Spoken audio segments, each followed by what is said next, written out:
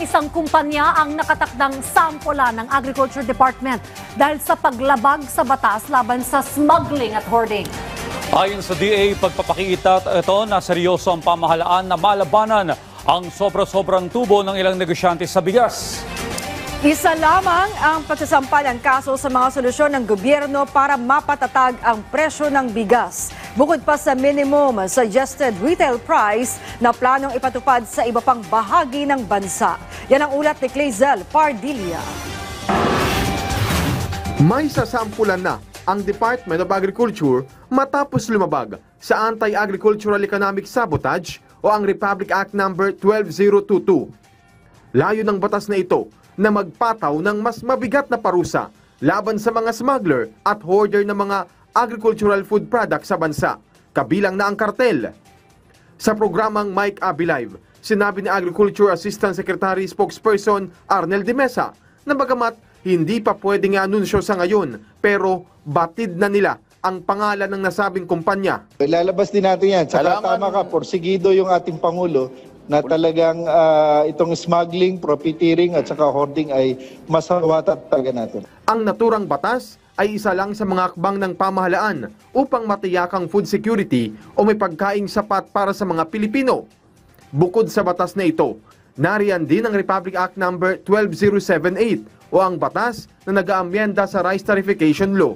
Nakasaad dito na may kapangyarihan ang kalihim ng Agriculture Department na magdeklara ng food security emergency sa bigas dahil sa kakulangan ng supply o extraordinary na pagtaas ng presyo nito. Sa supply, wala tayong problema. Maganda ang supply natin. Bagamat bumaba yung lokal na produksyon, napakarami ng ating imported na bigas.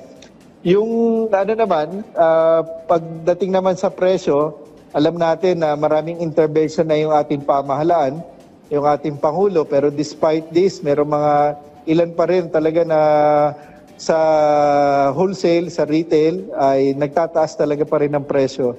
Kaya minabuti ng National Price Coordinating Council na irekomenda na sa DA na magkaroon ng food security emergency para maibaba talaga yung presyo ng bigas. At pangalawa, itong stocks ng NFA ay kailangang ma-release para malapit na ang anihan, makapamili uli.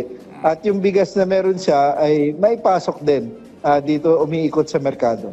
Samantala, isa pa sa ginagawa ng gobyerno ayon kay ASEC de Mesa ang pagpapatupad ng maximum suggested retail price sa mga imported na bigas. Sa ngayon, sa Metro Manila lang muna ito. Pero kapag nasigurado na nila ang proseso, magkakaroon din ng MSRP sa iba pang klase ng bigas at sa labas ng National Capital Region. Ito ay para sa imported na bigas na premium. Ito yung 5% broken. So nagsimula ito nung nailunsad natin last week at 58 pesos at inaasahan natin kung mananatili na 550 o mas mababa pa, $550 per metric tons yung 5% na imported na bigas.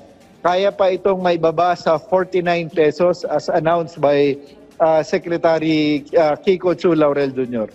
Magkakaroon tayo ng every 2-week review, regular periodic review. At yun nga, ayon sa kalkulasyon ay kaya pang ibabayan up to 49 pesos. Alan Francisco, para sa Pambansang TV, sa Bagong Pilipinas.